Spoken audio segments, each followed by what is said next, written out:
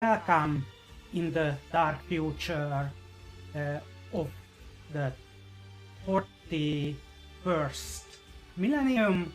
I'm Ravona, your host tonight, and in the dark future of the 41st Millennium, there is only war. If you are not familiar with the Warhammer 40,000 franchise and its universe, I just begin with a little introduction. I've read these words in 1995 or maybe early 1996 when I was in high school, and since then this universe haven't let me go. So I'm here. So I've read that time the Hungarian translation of Ian Watson's Space Marine novel called Space Marine. So it is the 41st millennium. For more than 100 centuries, the Emperor has sat immobile on the golden throne of Earth. He is the master of mankind by the will of the gods, and master of a million worlds by the might of his inexhaustible armies. He is the rotting carcass, writhing invisibly with power from the dark age of technology.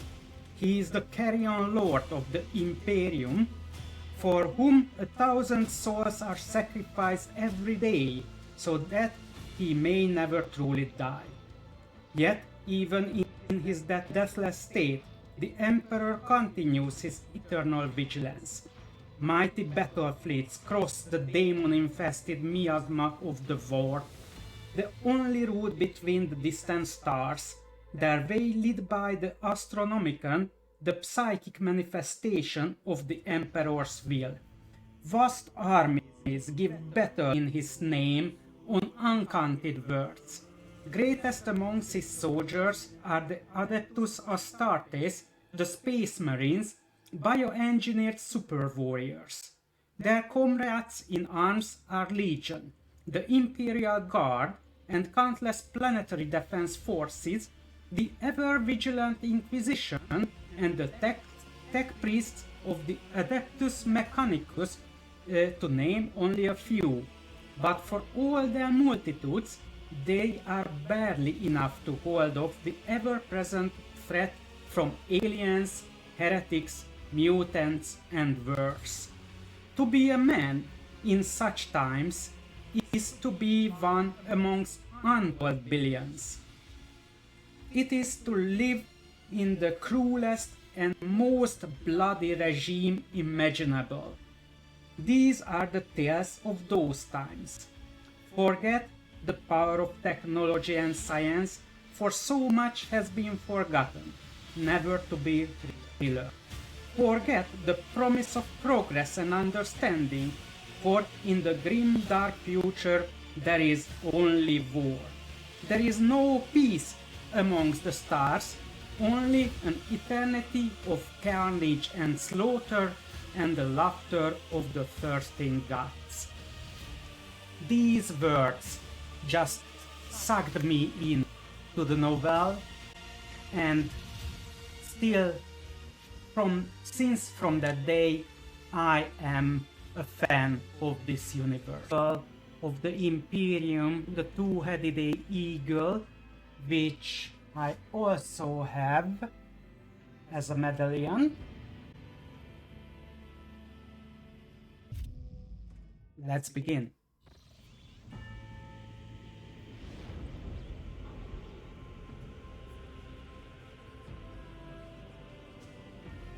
We can watch a cutscene here.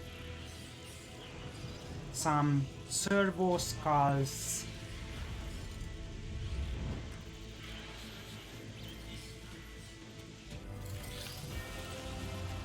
And the spaceship's chapel.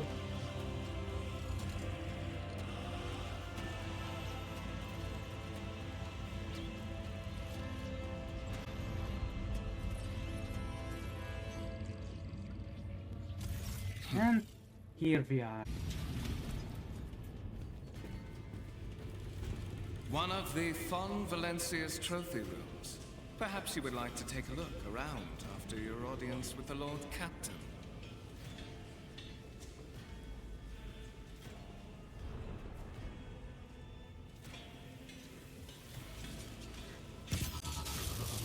What's happening? Well, it's foreboding. Run! Gone berserk!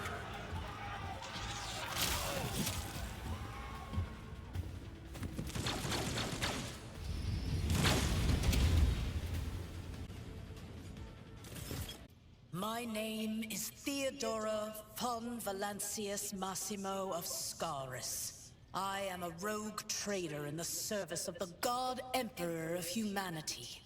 And my rights and freedoms are vindicated by a most sacred relic.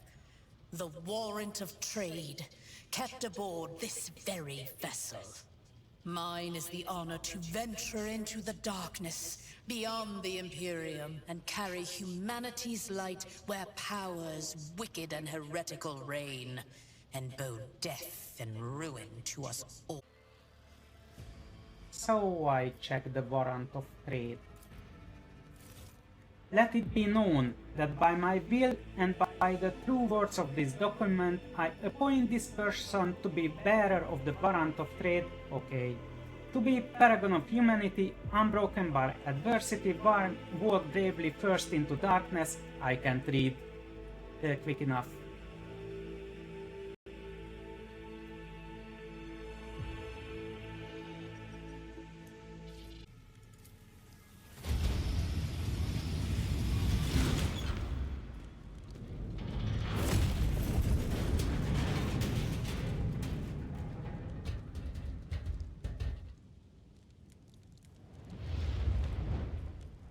That's something new. Run, fools, or fall!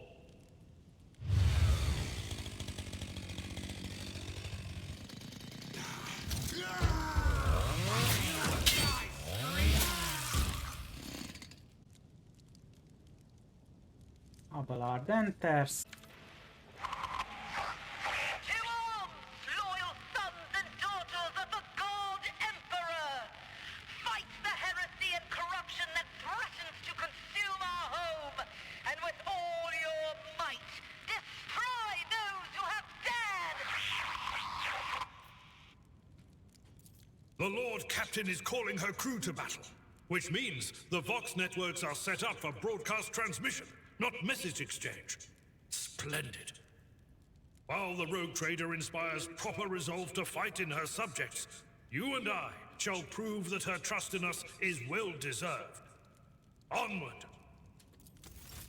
You make a suitable sacrifice. Well, we have our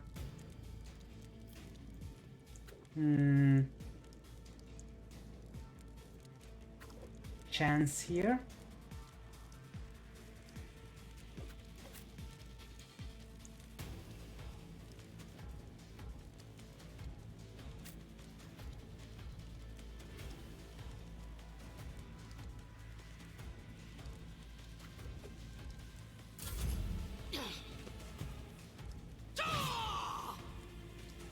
Out of my way!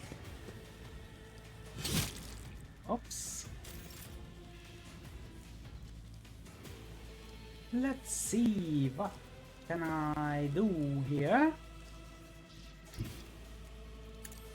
I can go here and blade dance, which makes 3 melee attacks against random targets, including allies, adjacent to the Blade Dancer, each dealing 50% of their normal damage. Blade Dance is a melee burst attack that does not count towards the attack limit per turn. The ability can only be used with sword equipped. If 2 swords are equipped, the Blade Dancer makes 2 attacks with each one. And it costs 2 action points, which is the yellow ones, and these ones are the movement points here. With attack, Your corrupt way has failed you. with attack, one lose its movement points, but I can use the War Hymn and got 24 momentum, but nothing else I can do just now.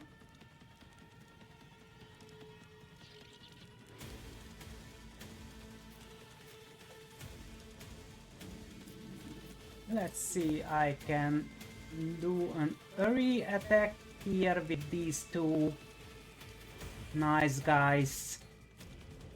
On these 2 nice guys front of Abelard.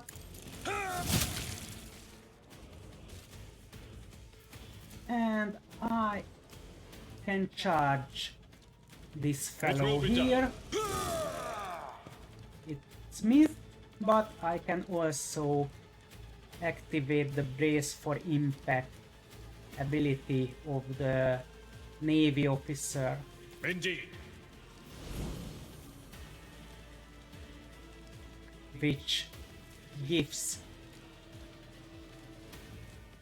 2 deflection points for each archetype taken by the Navy officer. Just now he has only 1 archetype, warrior. So him and me have got 2 deflections, which is a plain subtraction from the damage, and armor is a percentile subtraction from the damage. So now he has 3 deflection and 35% armor, and I have 2 deflection and 15% armor with 75% dodge, and because he uses heavy armor, he has only 32% dodge.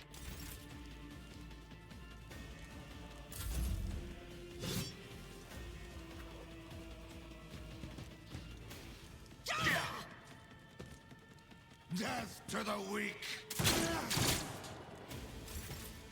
Almost useful.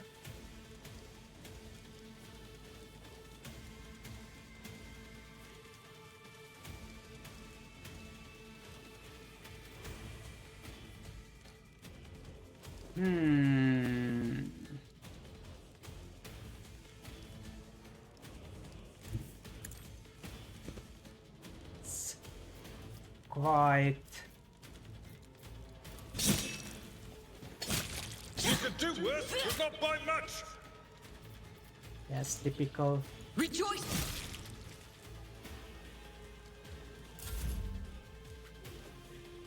I'll charge this one. Couldn't charge. Now charge. And hit I once will do more. my... I took care of this one. And we dispatch these scum. We can loot.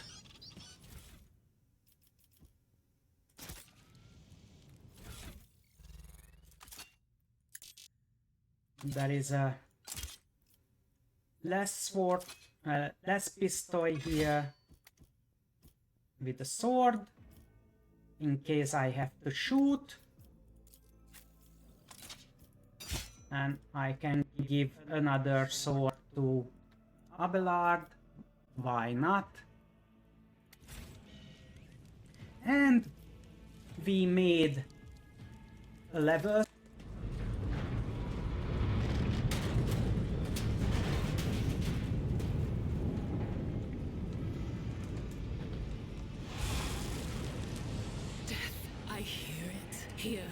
the threshold of the blinded guide.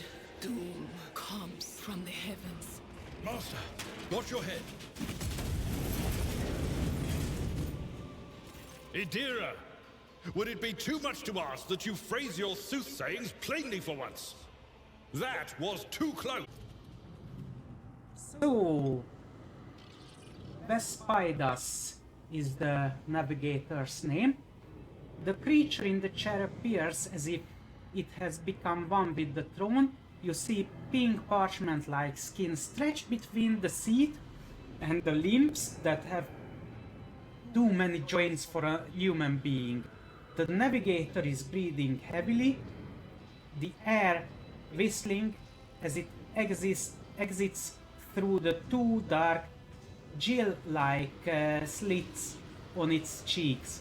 The creature's eyes are shut, the two ordinary eyes as well the third one that sits in the center of its forehead. And there is a little description of the navigators here. So navigator, a sanctal noble mutant whose genes allow them to safely guide a warp-capable void ship through the warp. I believe Master Vespidas still lives. The servants are dead, but the chamber, thank the Emperor, is still sealed from the warp. Well, we have a chance of leaving this place alive. I just looked to a blood. Master Vespidas. Your time is short. The navigator steers, barely able to lift his head and half open his normal eyes. A dark drop rolls from under closed lid of the third eye and down his face, leaving behind a black trail. Your time is short.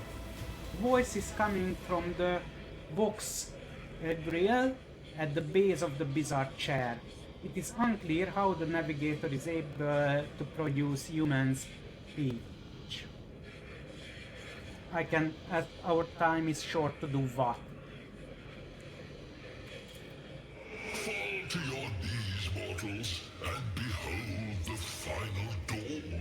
So suddenly the navigator's body starts thrashing in place. It lurches forwards, then falls back onto the seat, then thirsts forward again as its bones crack and its skin tears open. However, the fusion between the body and the chair appears to be stronger than these wide impetuses. The mutant remains seated but leans as far forward as he can, his layered raiment slowly turning crimson. The gill slits burst open, forming two hideous screaming mouse-like pits. And said what it had said.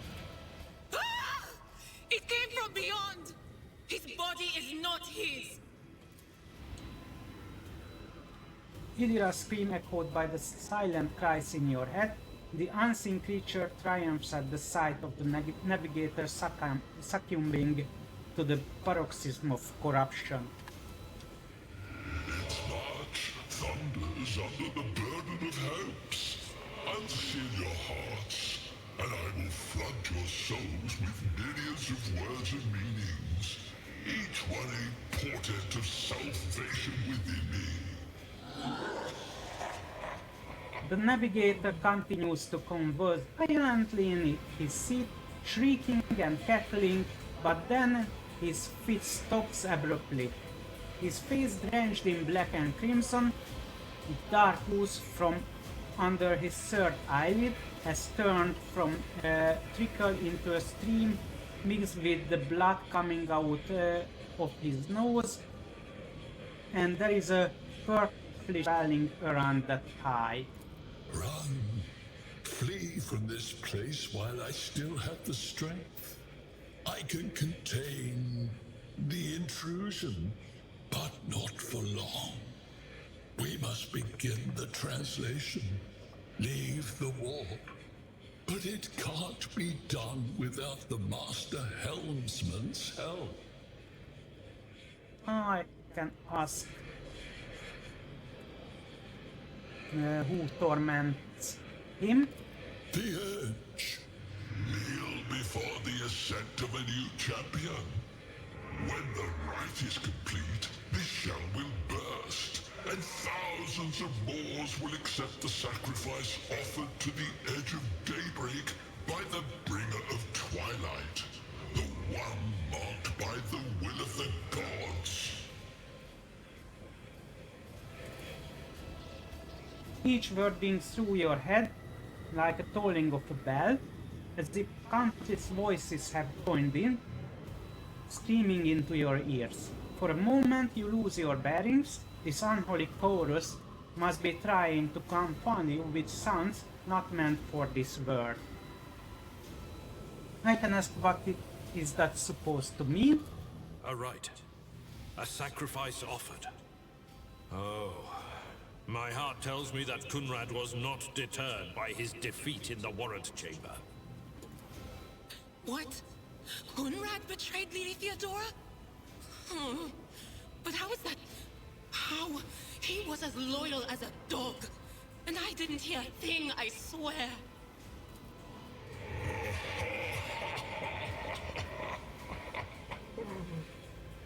The footfalls of the bringer of twilight are veiled by the will of his masters. Tear out your eyes. See who is to become the champion's servant, for you need them no longer. Okay, ask how to help the navigator. Run. The sanctum will be sealed. I will hold it off. Hold on. And wait for the signal from the master helmsman. Then I will commence the translation. So, run. Run. It's like Gandalf and the Barrow. Okay, I can say to Abelard, the navigator is still alive, but barely so. What do we do now? The ship can only begin the translation with the assistance of the Master Helmsman, if he is still alive. It is worth a try. We must get to the bridge, but we will need support. Our only option is to fight our way to the officer's deck and join forces with Edelthrad and his people. I believe we will also find Lady Theodora there. She must have heard the call to arms that the servo skull relayed to us earlier. Vespidas. Good luck. And thank you. The navigator does not give her a response. Black tears mixed with blood are streaming from under the closed eyelids, and the box at the base of the chair is bellowing out static, interspersed with distant echoes of otherworldly laughter.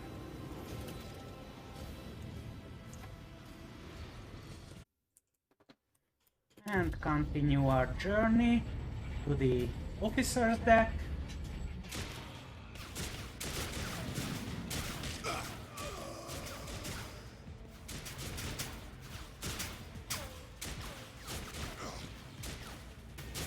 Your ship's as good as ours! It's all over for you! Almost. I shall pity not your enemies. I shall heed not their pleas. Somebody shoot these... I shall betray not your tenets, nor stray one step from them. Take not your gaze from me. Leave me not without your grace. I told you he would protect us. My God, my light, my Emperor.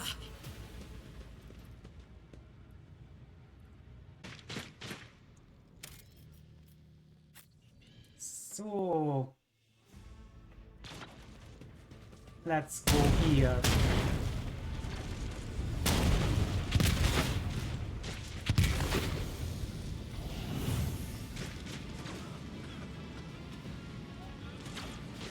There are flames and smoke. The roar of flames rings in your ears, and the choking smokes make you cough and gasp for air. You instinctively recoil from the scorching heat, wiping your face. A moment later, a hazy silhouette forms in the raging wall of fire. You are surrounded by ear-splitting noises and screaming, yet you distinctly hear the sound of footsteps, and then you see a figure walk out of the fire toward you. It is Theodora von Valancius. Are you lost, my heir? Her expression is calm, terrifyingly so for someone whose body engulfed in an inferno. One of her hands is resting on the hilt of her power sword, the other is raised in an inviting gesture. An apparition. A sorceress apparition. Trickery of the warp. Sister, you will lower your weapon. Threatening the Lord Captain is outrageous. So despite his commanding tone, Abelard does not sound too confident. He's staring at the rogue trader, and you notice a muscle in his cheek twitching.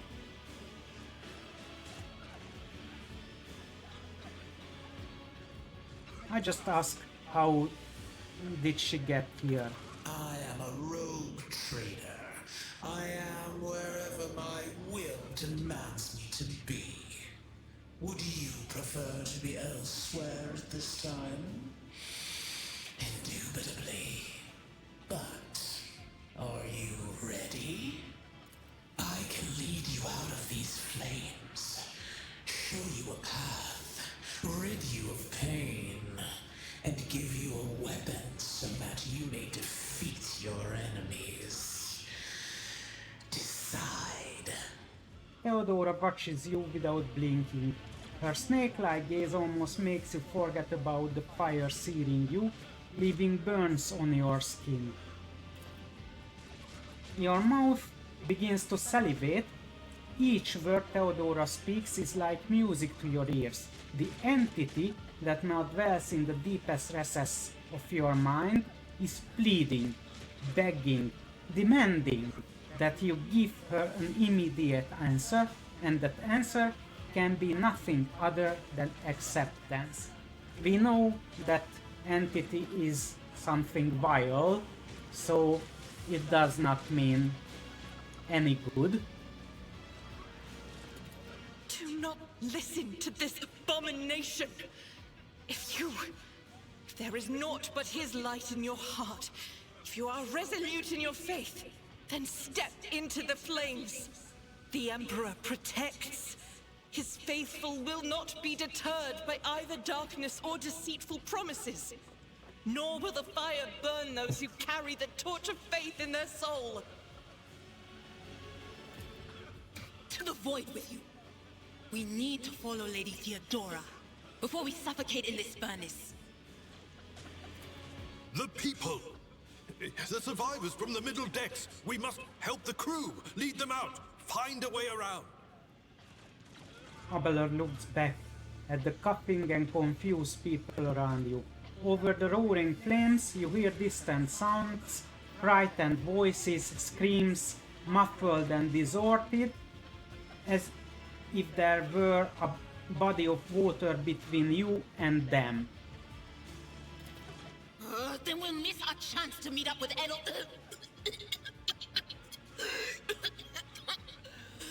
What are we waiting for? Well, there is a dogmatic choice, which is the choice for the faithful of the Emperor.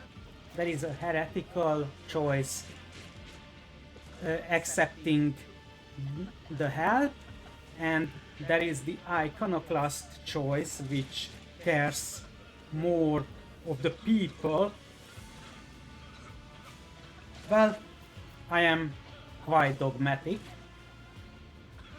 through and through, so I will run through the fire, and may Emperor protect me. Thousands of needles pierce your consciousness, but are powerless to stop you. You take a step forward and the illusion breaks. A wave of excruciating pain crashes over you, and Theodora's voice fades into the firestorm. You hear the voices of your companions calling you from behind, and the screams of the weak dying in the inescapable blaze.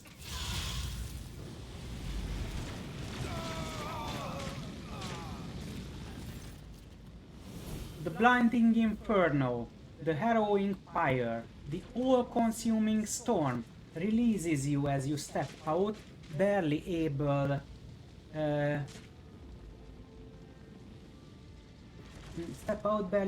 to stay on your feet. The blood is pounding in your ears, drowning out the world around you. Your eyes, caked in soot and burn your eyelashes, refuse to open. Free from the flames, you take 2 more steps before collapsing to your knees. The rush of blood in your temples and the horrible pain all over you, your scorched body, cloud your mind, before you suddenly retreating as if driven away by some mighty will. A new strength spreads throughout your veins, and despite the wounds, your body is once more ready for trials and struggle. You open your eyes, and aglow with warm light before you, the Aquila, the sacred symbol of the Imperium. And here is the Aquila, the two-headed eagle sigil that signifies the Imperium. That one.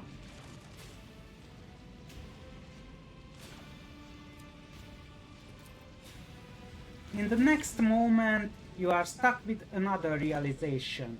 The repulsive presence, the one that has plagued your mind since Voidweir wounded you, is gone.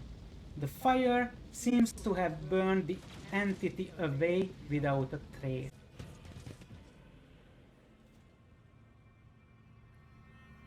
Well, that's a grim sight.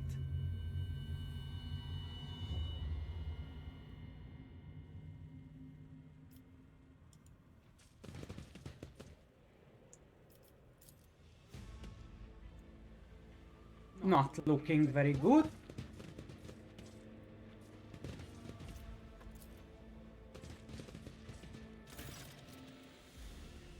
Theodora von Valancius's body is sprawled on the large blood-drenched desk. The arch-militant's corpse, still clutching a weapon, is slammed against one of the bars. Here is Adult Red.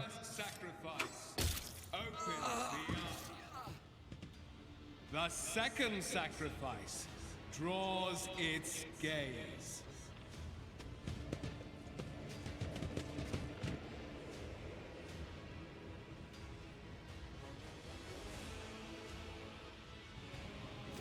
You are here. But where is the Lord Captain? Well, I can say the truth that she's dead. God Emperor, preserve us. The rogue traitor is dead. The ship has lost her Lord Captain, and the house its head. I would like to remind you that we are in the warp, so there are some tentacles and eyes on objects. No matter what ritual Kunrad is performing there, the warp is too strong. I cannot withstand it. I feel my body changing with every second. The warp is ringing in the air. This is the end. We will perish in the warp, along with the Warrant and all the dynasty's heirs. The enemy of humanity has triumphed. I've seen it before. We'd better get away from him. The changes are already accelerating. Well, the choice is I forbid you the very thought of yielding. Only by resigning to your fate will you truly suffer defeat, or the ship still can be steered out of the warp, but we must first restore the communication between the bridge and the navigator's sanctum, or perhaps the warp does not have to be the end. Well, I will just, as a person of faith, say the first. I forbid you to the very thought of yielding. Words worthy of a righteous soul.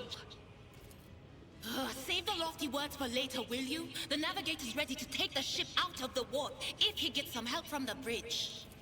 Then we have no right to bow our heads.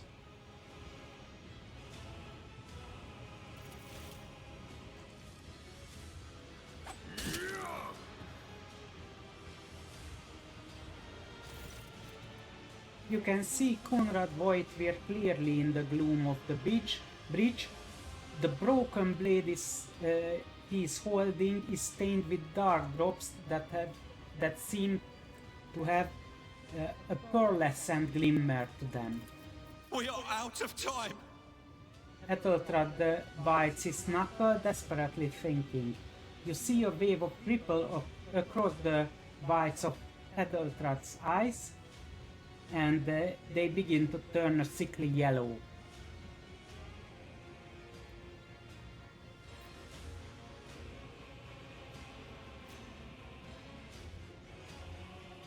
I can say, Voigtwyr, you duplicitous cur, the rogue trader death will be avenged.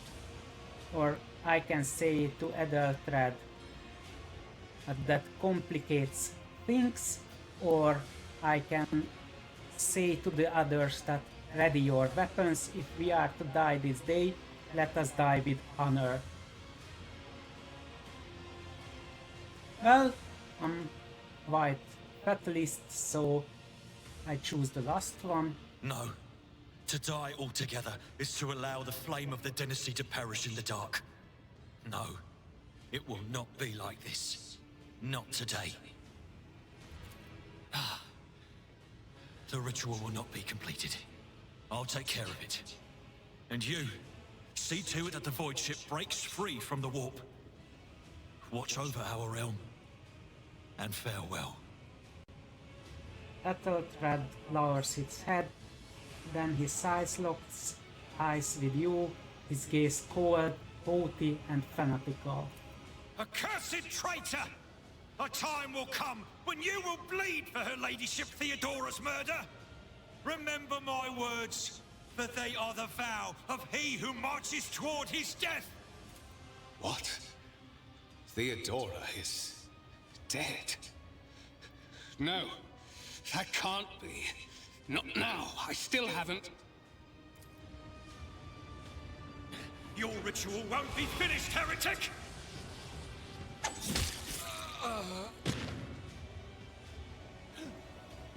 It doesn't seem so.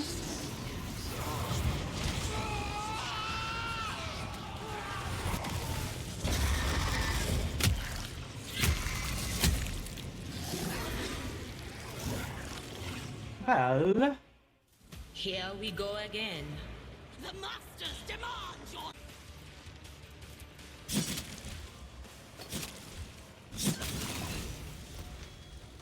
and we killed the Chaos Spawn, the ex-Etheltrad.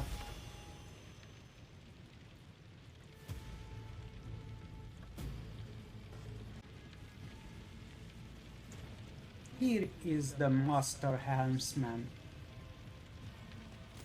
Ravona, Master Helmsman, systems status report. By the Emperor, it's the Seneschal, living and breathing. Oh, well, there's a tricky question. The old place is so overgrown with foul wickedry, we'll be scrubbing it off the vid screens for throne knows how long. Huh. I just ask, how did they survive here? Must have been Providence. It better have been the Emperor's, not someone else's. When they barged in here, The ones with the Master Whispers.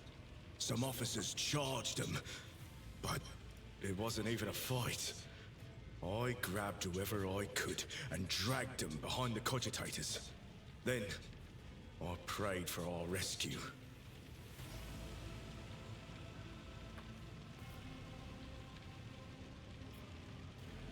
And I will say we need to re-establish the contact with the Navigator Sanctum. It is our only chance escaping from the war. Your word seems to knock the officers out of their stupor, and the air around you fills with voices and commands being issued. You hear someone sobbing, one of the survivors buckling under stress. Abelard cuffed the crying officer without even looking. Restore the Vox channel to the Navigator's Sanctum. Ready the crew. Prepare for translation to real space. You may call me superstitious, but translation is not a good time to disregard rules. You are the only one who speaks for House von Valancius. You may not be the Lord Captain, but you, more than anyone else, deserve to take her place in the ritual that is about to commence. He directs your attention upward to the throne that sits at the apex of the tall staircase. I just ask, what must I do? Take the Lord Captain's seat. Order the final preparations. Wait for the officers to report. Oh, blast it all to the void. Translation is a craft, not something to be explained in a tick. Just go up to the throne, mistress. These people are about to do the impossible. The least they deserve is the solace of seeing a figure sitting in the usual spot. And please hurry. Every second we waste is a terrible risk. None, I will go. So I am ready. Begin the ritual.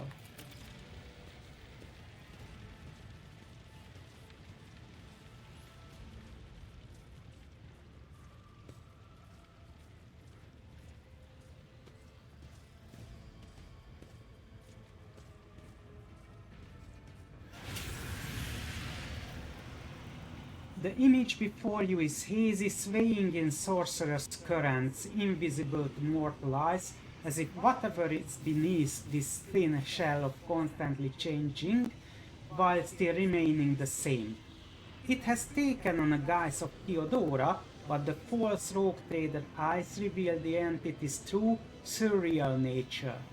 One of Theodora's eyes is engulfed in otherworldly fire, the other, a vessel of an ancient evil, bores into you.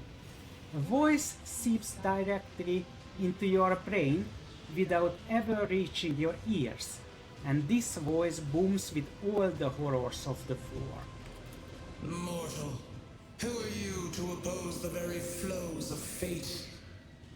It matters not. Your footfalls are an echo of the sand pouring between the scales. Your hopes and faith are my mockery. The vision lowers its head, its harrowing gaze boring into you. For a moment, something changes in Theodora's expression. It almost likes a shadow of fear.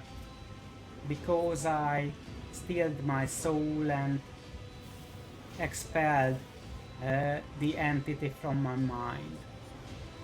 I can ask if she is to blame to Theodora's death, or I can say I have already resisted the temptation of the war, and you could not mind my, you could not clone my mind. I can only say, be gone, or ask, what do you want with me?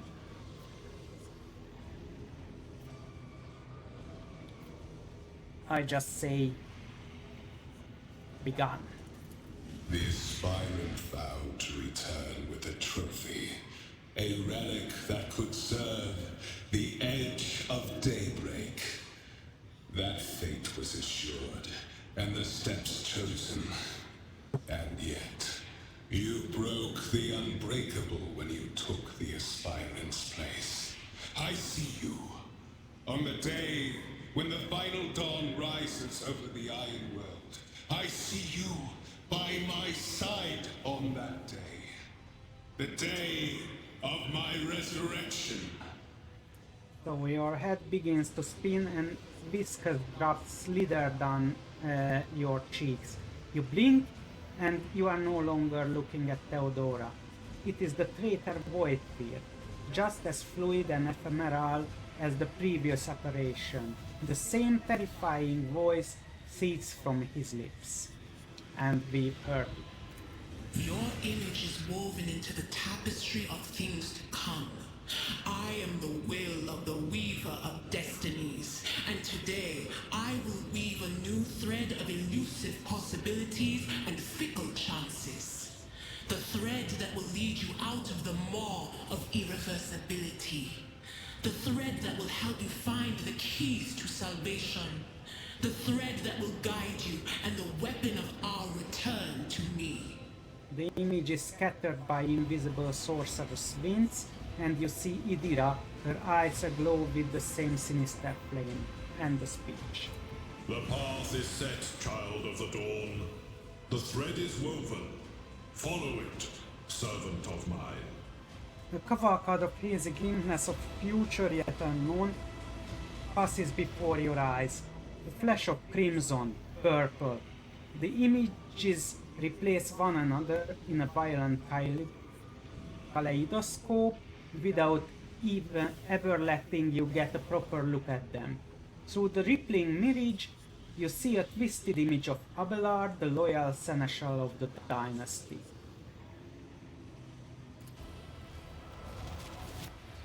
Seneschal, the navigator's sanctum is silent. The Vox signal is stable, which means... Ravnor turns around and looks up to you. He hesitates for a few moments and then addresses Abelard, who's standing next to you. The navigator gave his life battling the storm that nearly claimed the Von Valancius flagship. We will honor his memory, along with that of all who died this day. Seneschal, will you tell us now? Who is that? Where's the Lord Captain? Ravor does not look away. He is giving you a hard stare, his wide brows furrowed. As First Officer, it is my duty to inform you with the greatest regret and indelible sorrow that Lord Captain Theodora von Valancius is dead. May her memory never fade from the annals of the dynasty. It takes time for Abelard to respond. You watch as he grits his teeth, unable to bring himself to say anything. Finally, he adjusts his blood-stained coat, straightens and begins to speak, and said what he said. By right of blood succession, and with the absence of other kin who could challenge this decision. After waiting out the first wave of shocked cries, Abelard glances you and continues. It is hereby declared that the successor to Theodora von Valancius is her heir, the rightful inheritor of the warrant of trade, and the title of Rogue Trader. The official ascension ceremony will be held at a later time. In the interim, have you lost your tongues? Hail your lady. It is because of her toils that we all still live. The deed is done, mistress. My apologies. I meant to say Lord Captain. And here concludes the epilogue of the Rogue Trader.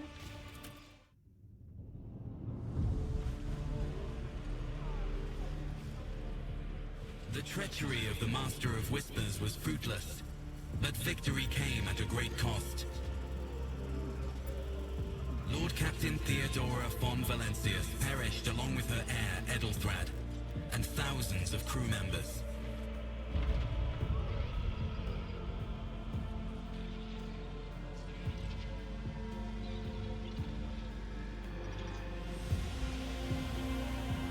Yet hope remained. For the second in line to the Rogue Trader dynasty survived. To hang the ancestral banners once again, and and exact vengeance on the enemies of House von Valancius and humanity.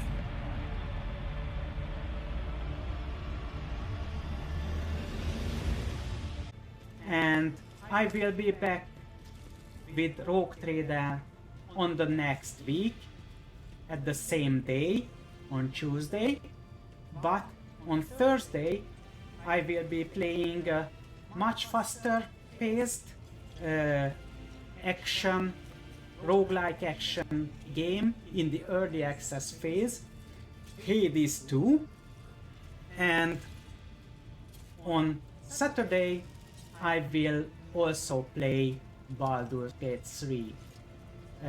You are really welcome to visit on these occasions as well, and I wish you a pleasant night or day depending on your time zone. Have a good one. Goodbye.